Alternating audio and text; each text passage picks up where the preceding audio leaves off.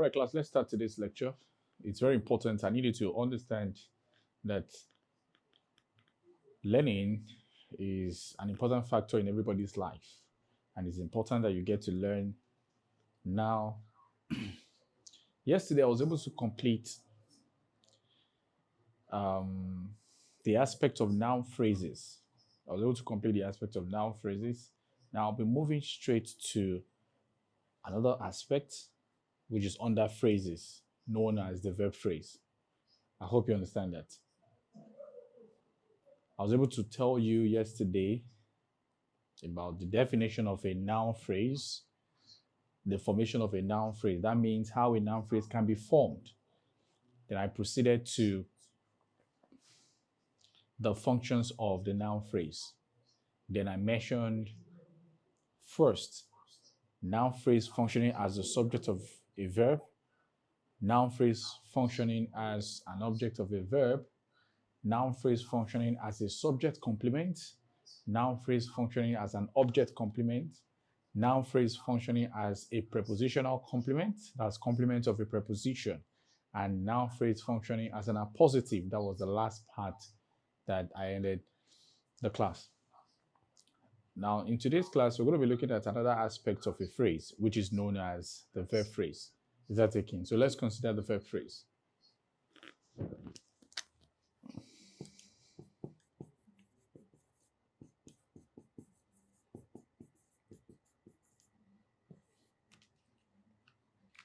Let's consider the verb phrase. Now, a verb phrase refers to a combination of two or more verbs in a sentence. So, a verb phrase refers to a combination of two or more verbs in a sentence.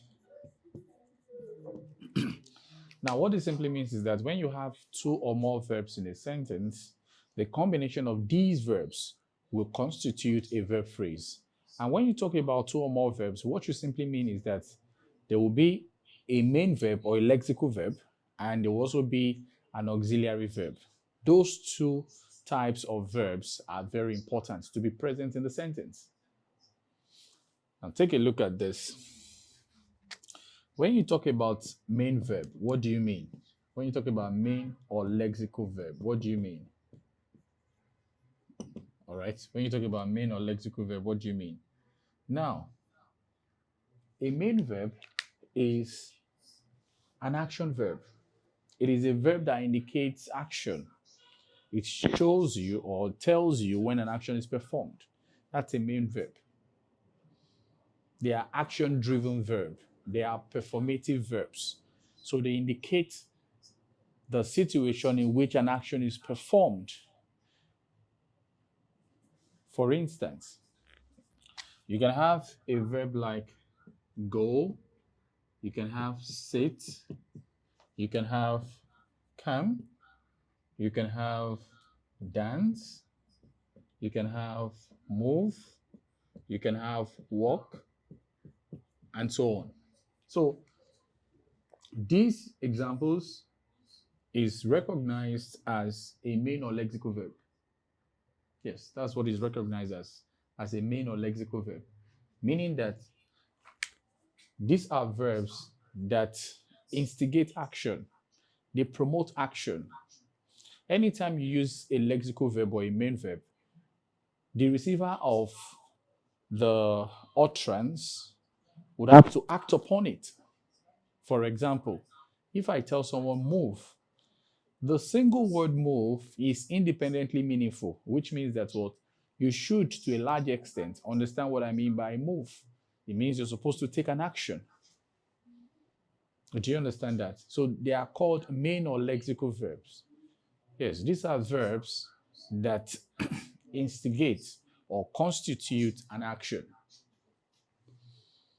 And look at this, sit. It is a single word that constitutes a meaning.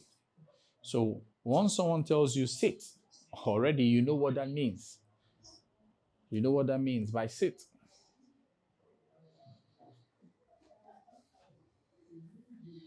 Now, the other aspect is known as auxiliary. Auxiliary verb. Is that taken? Auxiliary verb. And when you talk about auxiliary verb, there are two types of auxiliary verbs.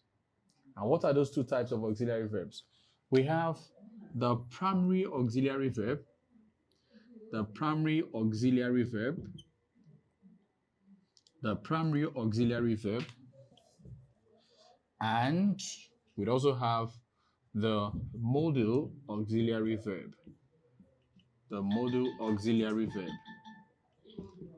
The modal auxiliary verb. So now listen, class, we have two types of the auxiliary verb. And by the word auxiliary simply means it is a helping verb. Auxiliary verbs usually precede the main verb in a sentence. So here we have two forms of auxiliary verb. We have the primary auxiliary verb and we have the modal auxiliary verb. The primary auxiliary verbs, okay, are also known as the be verb or the linking verb. Let me give you an example. So the primary auxiliary verb, the primary auxiliary verb is known as is, am, can you see, was, are, were. Then you can also have be, been, and been. So these are examples of the primary auxiliary verb where you have is, am, was, are, were, be, been, and been. All right, so if you look at this verb, they usually precede.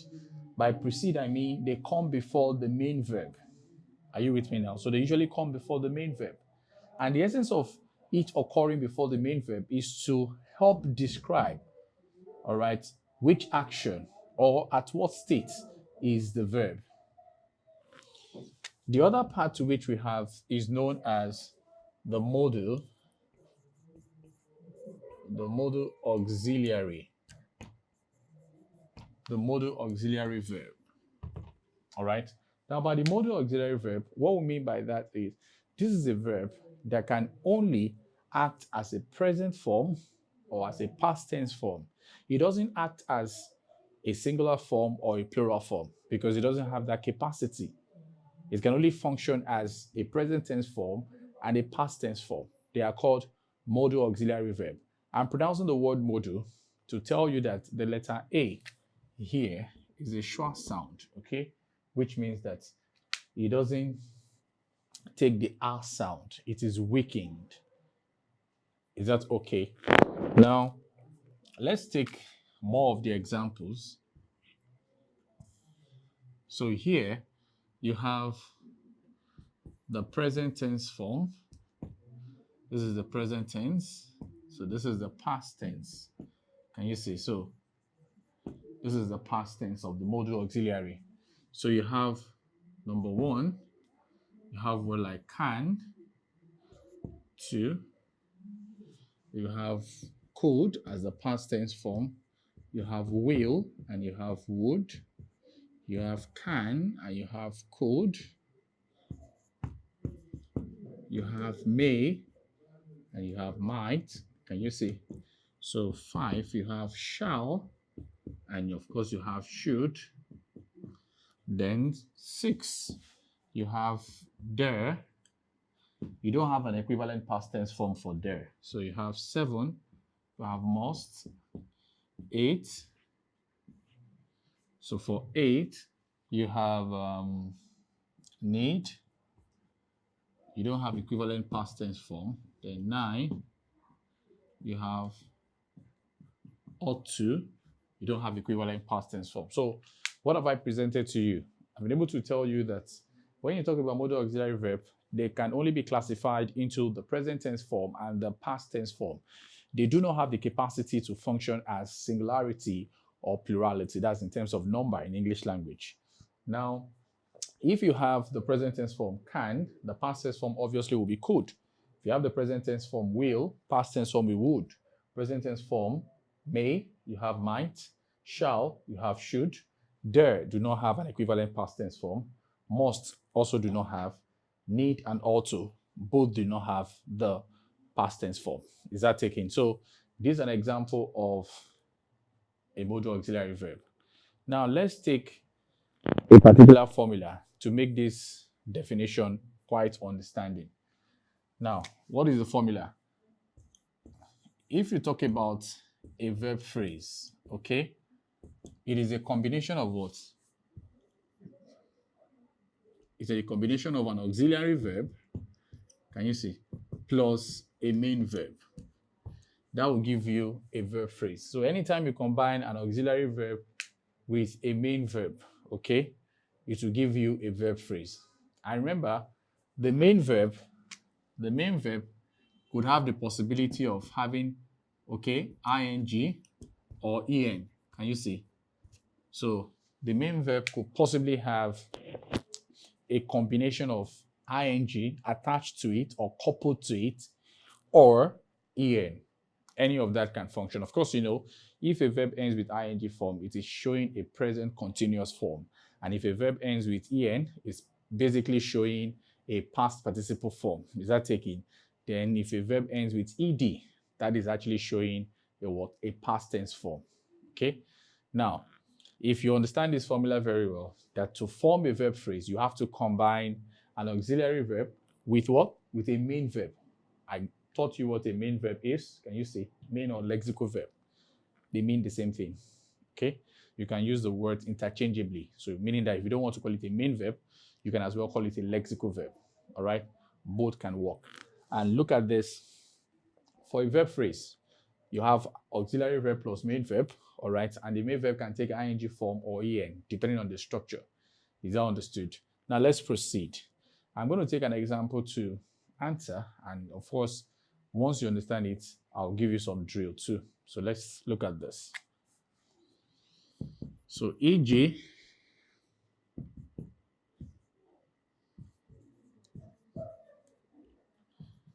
I have been sitting here since morning. I've been sitting here since morning. Okay? I've been sitting here since morning. So what are you supposed to do? Now, class, this is a sentence. All right? This is a sentence. And by being a sentence, I want you to identify the verb phrase that is present in this particular sentence. So what are you supposed to do? Your focus, according to the topic, is to identify the verb phrase. Tell me the verb phrase. And of course, the major function of a verb phrase is as a predicator. That is, a verb phrase functions as a predicator. What's a predicator?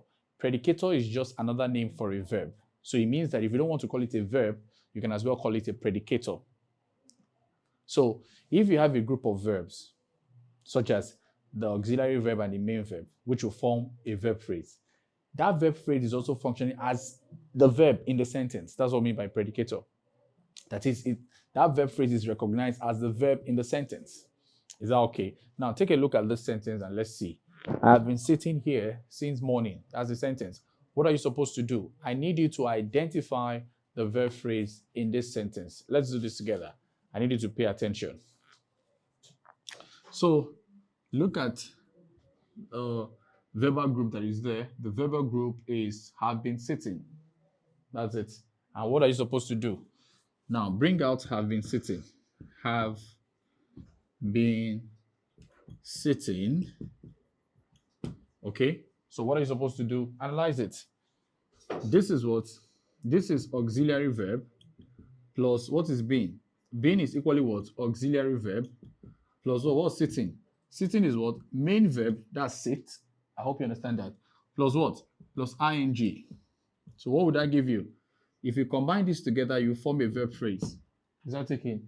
You form a verb phrase. That's VP. Form a verb phrase. So that combination will give you a verb phrase. Is that understood? Yes. So from this sentence, I've been able to identify a verb phrase. So in that case, if I ask you, what is the grammatical name? Let me illustrate that in full. What is the grammatical name? So what would you say? What is the grammatical name? So you can say this is a verb phrase. This is practically a verb phrase. All right. The next one is what is its function? What is its function? That is, what is the function of the verb phrase? Question mark, question mark. So what is its function? Now the function of this verb phrase is as the predicator. That is, it's functioning as the predicator. And I explained to you that a predicator simply just means a verb. So it means that if you don't want to call it a verb, you can call it a predicator. If you don't want to call it a predicator, you can call it a verb. Okay? So it's functioning as a predicator. Now the next aspect is this. You've been able to answer the what? The grammatical name, the function, and the analysis. What was the analysis there? Look at, I'm able to analyze this. What is have? Auxiliary verb. What is being? Auxiliary verb. What is sitting? That's a main verb. All right, in ing form. That's to show a present continuous form. That this person is, even currently as he's speaking, he or she is still sitting. That's what it means. Look at that. I have been sitting here since morning. That is, it doesn't mean that the person has stood up. The person is still sitting. So take a look at that, because I'm going to allow you to try one for me now about verb phrase. I want to allow you to try one about verb phrase for me. So you can see that I was able to combine two auxiliary verbs. I told you that auxiliary verbs, just as the name indicates, helping verb, they would always occur before the main verb in a sentence. They usually occur before the main verb in a sentence. So that's why they are known as auxiliary verb. Is that okay?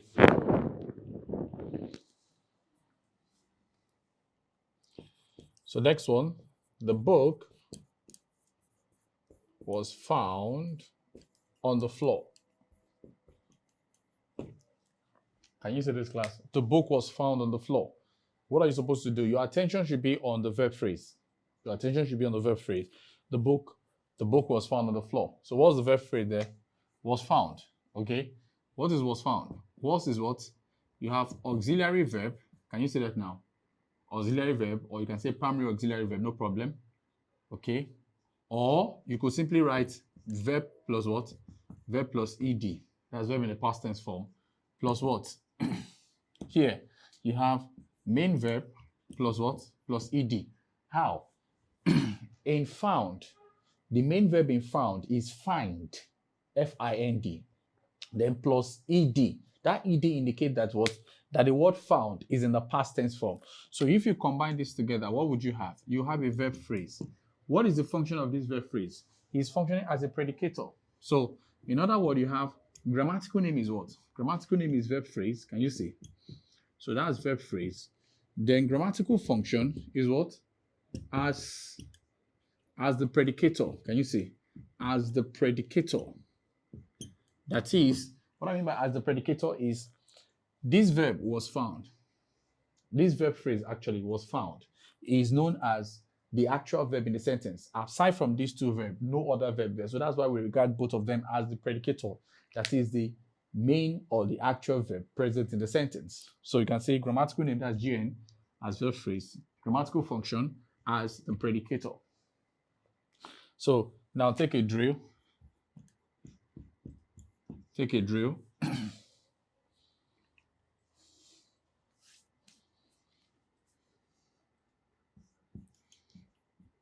She was seen fetching water.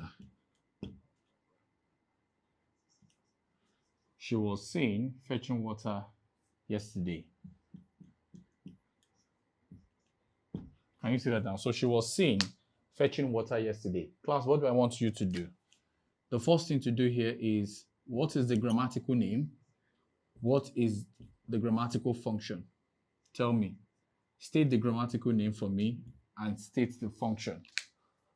That is, identify the verb phrase and the function of the verb phrase. I want you to attempt it now. Your time starts immediately. All right, class. Now let's look at the correction to this drill. Now the question is, she was seen fetching water yesterday. All right. Now this is a sentence, and what I need you to do is to identify the verb phrase. And how do you identify the verb phrase? You have, look at, was seen fetching. That's the verb phrase present. How do you analyze this to confirm? What is was? That's auxiliary verb. Can you see that now? Plus was seen.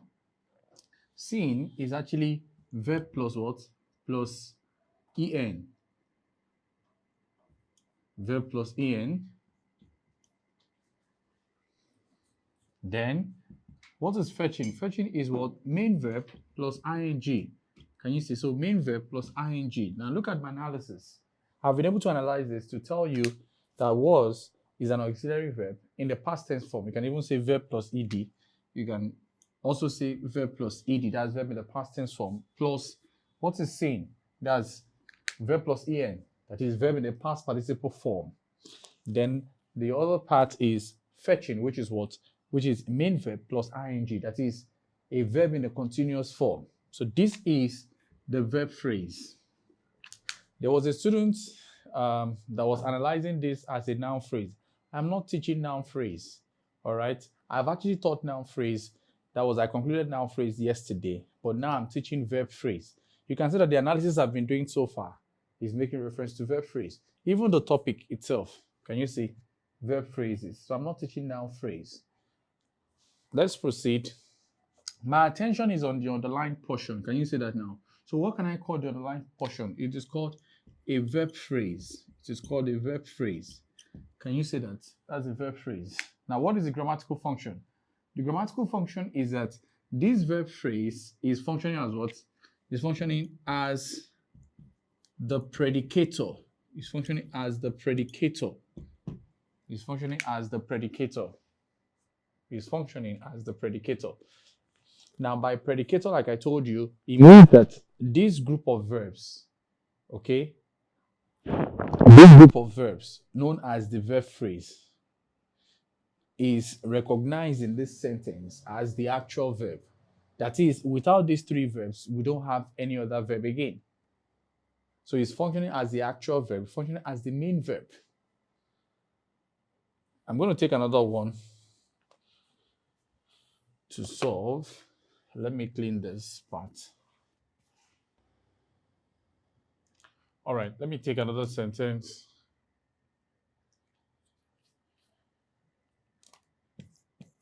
She could have done the assignment.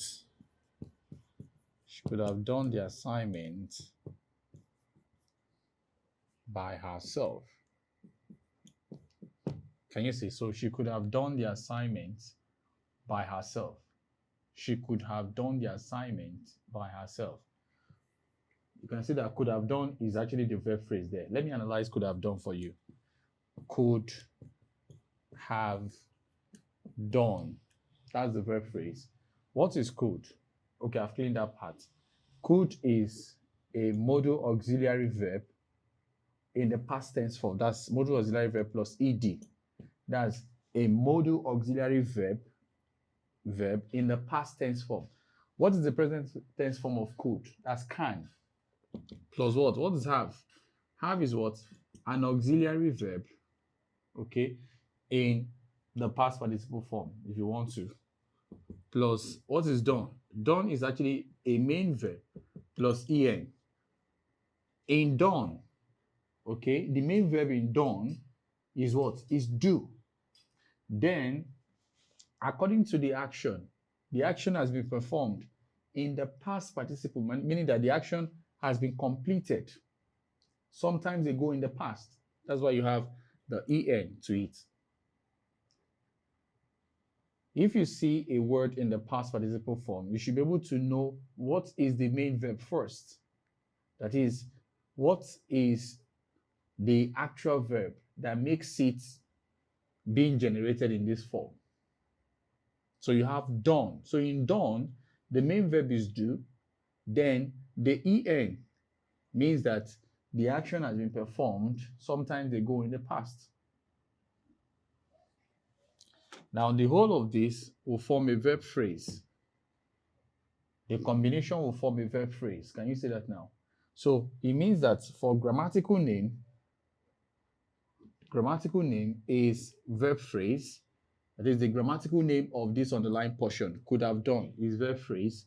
So you have verb phrase and grammatical function